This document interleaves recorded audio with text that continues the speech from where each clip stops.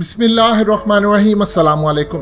आपको last video में हकीकत टीवी ने तफसीली बताया था कि अब आपको इसराइल की जानिब से इनकार और दुनिया की जानिब से ये पैगामात मिलेंगे कि लेबनान में जो कुछ हुआ, बैरूत पोर्ट पर जो कुछ हुआ, वो एक हमला था। और ये इसराइल की पुरानी स्ट्रेटजी है। जब इन्होंने पूरी दुनिया के अंदर हवा बिठाना हो और स्टेट इनकार भी करना, तो यही काम करते हैं। एग्जैक्टली यही सब कुछ हुआ। डोनाल्ड ट्रंप आए और उन्होंने पूरी दुनिया के सामने, यानी आप अंदाजा कर लीजिए, सुपर पावर की कंट्री के प्रेसिडेंट ने आकर पूरी दुनिया के सामने कहा कि ये हमला था, अटैक था। यानी दुनिया के अंदर अब जितनी थ्योरी चल रही थी, ड्रामा चल रहा था कि फायरवर्क सुबह है, शादी के लिए लेकर जाना था, ये था वो था, वो सारी की सारी थ्योरी दम तोड़ गई हैं। ये कंप्लीटली एक हमला था और इस हमले का असल बेनिफिशियरी इसराइल था। मजीद डिस्कस करने से पहले इस वीडियो को लाइक करें, हकीकत टीवी को सब्सक्राइब करें और बेल आइकन पर जरूर क्लिक करें। देखिए, लेबनीज कस्टम के जो डायरेक्टर जनरल है बदरी दाहिर, इन्होंने कहा कि हमने कई दफा लेबनान की जुडिशरी को कहा कि यहाँ पर अमोनियम नाइट्रेट स्टोर है बैरूत पोर्ट के ऊपर और ये बड़ा डेंजरस है। आप हमें अलाउ करें कि हम इसको एक्सपोर्ट कर दें, लेकिन हमें इजाजत ही नहीं दी गई, लिहाजा इसकी जिम्मेदारी बनती है। अब आज साइंसदान कहते हैं, जो कल से उनकी रिपोर्ट्स आ रही हैं, कि जो जापान के अंदर अमेरिका ने एटमी हमला किया था, उसका तकरीबन 20% यानी तकरीबन 3 किलो टन TNT हमें बैरूत के अंदर देखने को मिला है। और ये इसकी जो वेव्स हैं, ये इतनी ज्यादा खतरनाक थी कि 4.5 मैग्नीट्यूड का अर्थक्वेक ये क्रिएट कर सकती थी। यानी आप अंदाजा कीजिए कि किस लेवल का था। और ये कहते हैं कि फायरवर्क्स, ये सब एक फ्रॉड और कवर अप करने की स्टोरी थी। असल में चंद दिन पहले इसराइल के प्राइम मिनिस्टर ने ओपनली धमकी दी थी कि हम हिजबुल्लाह को हिट करने जा रहे हैं और हम ऐसी जगह पर हिट करेंगे कि उनको अंदाजा होगा ये कंसीडर कर ले, यानी हमसे लड़ाई मोल ना ले। उनकी ट्वीट्स, उनका सब कुछ सारी दुनिया ने देख लिया।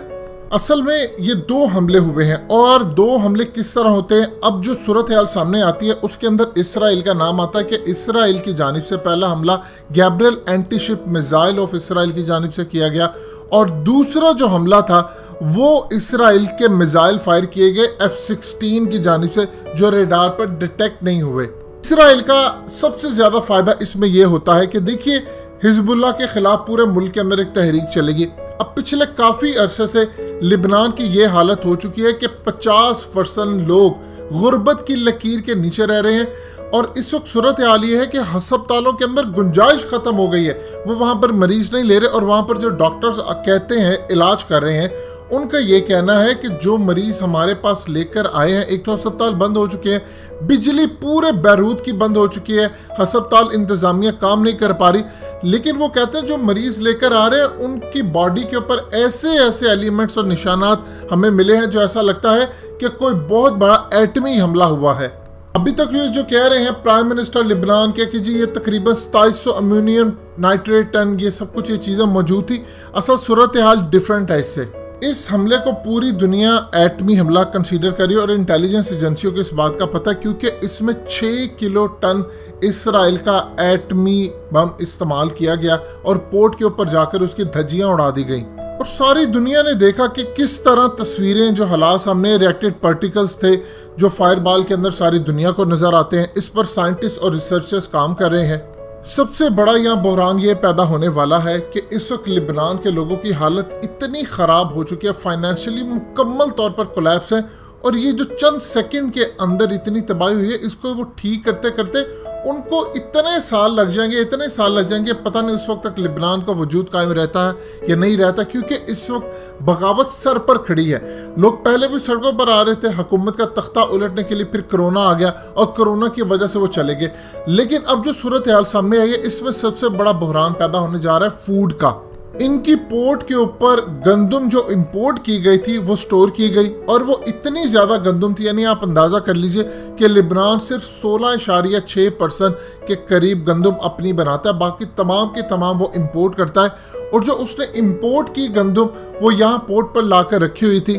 चूंकि इतना बड़ा हमला हुआ है और इस हमले के अंदर जो मटेरियल था सोडियम नाइट्रेट वो भी इस्तेमाल हुआ, इसका सबसे ज्यादा नुकसान ये हुआ कि ज़रात अब जो स्टोर की गई गंदम है वहां तक चले गए, अब वो इस्तेमाल के काबिल ही नहीं है, यानी वो गंदम अब अनयूजेबल हो चुकी है। इसका सबसे ज्यादा नुकसान होगा कि पूरे मुल्क के अंदर अब रोटी यानी आप खा ही नहीं सकते जब गंदम ही नहीं है, और इंपोर्ट करने के लिए इनके पास पैसे मौजूद नहीं है। करीब जितनी भी मिल्स थे उनको नुकसान पहुंचा है, यानी आप अंदाजा कर ले अगर साइप्रस तक 250 किलोमीटर दूर है वहां तक आवाजें जा सकती हैं। एयरपोर्ट तकरीबन 6 मील दूर है और वो पूरा का पूरा वहां पर स्ट्रक्चर डैमेज हो सकता है। तो मामला कितने ज्यादा खराब है। सबसे बड़ी बात यह है कि लोग जो वहां पर जख्मी हालत में आ रहे हैं उन पर ऐसे निशानात और ऐसी चीजें मिल रही हैं कि साफ क्लियरली नजर आ रहा है ये एक एटमी हमला था। ट्रंप ने जो आज बात की है वो क्लियरली बात हो गई है कि एक एटमी हमला था, एग्जैक्टली ऐसी जिस तरह बुश ने कहा था 9/11 के ड्रामे के बाद कि ये एक क्रूसेड है, यानी सलीबी जंग है। ये सलीबी जंग का आगाज हो गया है। उस वक्त इतनी ज्यादा तनकीद हुई कि उसको अपने अल्फाज वापस लेना पड़े, लेकिन जब एक दफा आपके मुंह से बात निकल जाती है तो वो वापस कभी भी नहीं आती। एग्जैक्टली यही सूरत हाल इस वक्त डोनाल्ड ट्रंप के साथ पेश आई।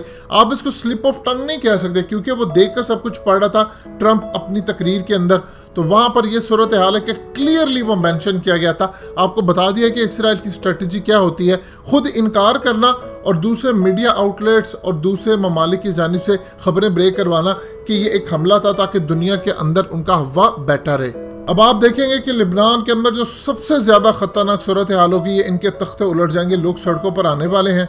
अब इसके बाद इसराइल का अपना एजेंडा, जिसको ग्रेटर इसराइल का एजेंडा है, वो कंप्लीटली पूरा होता नजर आएगा क्योंकि लिबनान से उसको खतरा था और अब लिबनान के अंदर माशी सूरत हाल खराब है और रहती चौथी सिक्योरिटी खत्म हो गई।